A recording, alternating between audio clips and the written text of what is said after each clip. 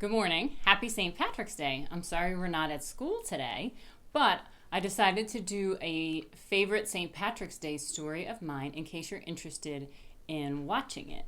So, this story is an old Irish folktale, and we've talked about folktales before. And kids, if you're watching it, and if you've seen it before, just enjoy. Parents, if you're watching it, please ignore my goofy attempt at an Irish accent. This is Jamie O'Rourke and the Big Potato, an Irish folktale by Tommy DePaola. Here's our title page. Jamie O'Rourke was the laziest man in all of Ireland. He would do anything to avoid working, especially if it had to do with growing potatoes. Jamie O'Rourke, his wife Eileen would say, we'll have nothing to eat this winter if you don't go out and dig up the praties. Oh, the saints preserve us, Jamie would whine.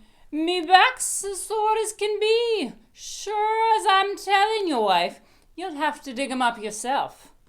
I'll break in two if I so much as get out of this bed.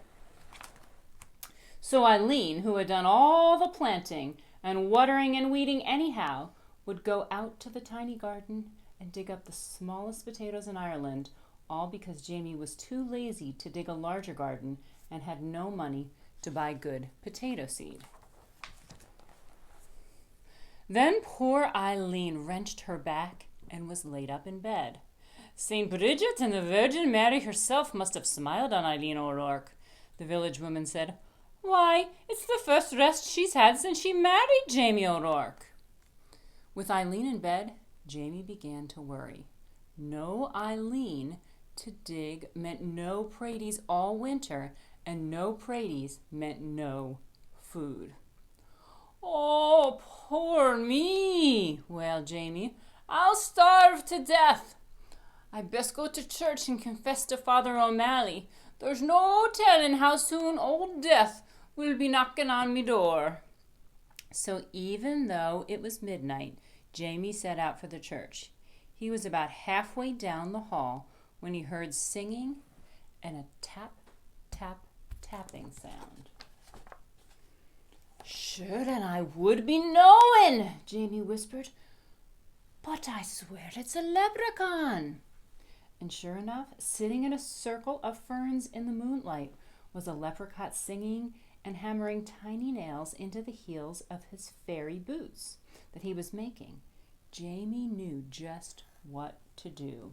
He crept up and grabbed the little man by his coattails and held him. Let me go! Let me go! The leprechaun shouted. Not on your life, Jamie said. Not until you show me where you keep your pot of gold. Now everyone in Ireland knew that leprechauns make boots and dancing shoes for the fairies, who pay for them with gold.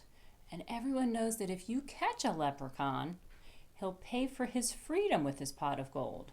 But this leprechaun was cleverer than most. Oh, please, me mortal man, he pleaded. I'm just starting out making fairy shoes, and I have only 1 or 2 pieces of gold in my pot. Won't you take a wish instead? Why, what would I wish for? Jamie asked. Me who's about to die of starvation because my wife is sick in bed and can't dig the praties for the winter. And they're such puny praties anyway. Well, said the leprechaun, reaching into his pocket, you could wish for the biggest pratie in the world. It would last all winter and you wouldn't have to do anything more than plant the seed, water it, and wait. That sounded wonderful to Jamie. Done, he shouted, and as the leprechaun dropped the seed into Jamie's hand, Jamie let go of his coattails, and off that leprechaun scampered. When Eileen heard what he had done, she was furious. Jamie O'Rourke, you're not only the laziest man in Ireland, but a fool as well. Giving up a pot of gold for a pratie seed. Well, I'm going to plant that seed and water it, and you'll see, Jamie said, and out he went. And Faith, Eileen did see for in no time at all the biggest, finest potato plant had sprouted out of the ground, followed by the potato itself. It was so big it pushed up not only all the dirt in the garden, but the garden shed and the corner of the cottage as well. Well, surely now it's ready to dig, Jamie said proudly. He hoed all around it, but he couldn't dig that pratie out of the ground. He got a beam and a big rock and tried to pry it out. He pushed and he pushed, but it wouldn't budge. As he was pondering what to do, his neighbor passed by on the way to the village. He couldn't believe his eye. He couldn't wait to tell everyone at the village what he had seen. And before you knew it, the hill up to Jamie's was filled with villagers coming to see the big potato. Where did it come from? They asked. Jamie told them about the lucky night he had caught the leprechaun and how smart he had been.